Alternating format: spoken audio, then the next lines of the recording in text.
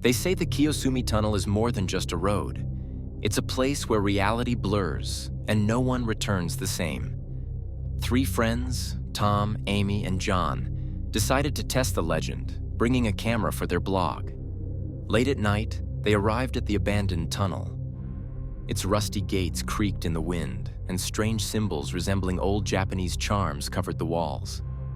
Near the roadside lay a dusty bicycle, untouched for what seemed like years. Inside, the tunnel was eerily silent. Their footsteps sounded dull, as if the walls swallowed the noise. Tom noticed the camera glitching.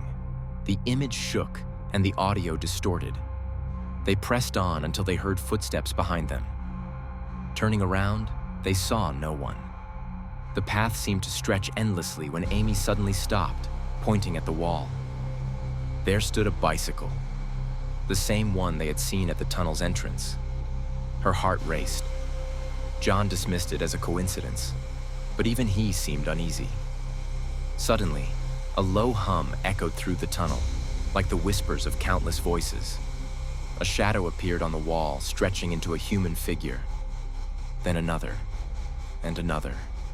Shadows surrounded them on all sides. At first, they were just silhouettes. But soon, they began emerging from the walls, ceiling, and floor, as if the tunnel itself had come alive. Their flashlight beams flickered, and the figures drew closer. John shouted, spotting a light at the end of the tunnel, and they ran. But the light, like a mirage, kept retreating with every step. Panic set in. The camera captured their screams as they turned to look at the shadows closing in.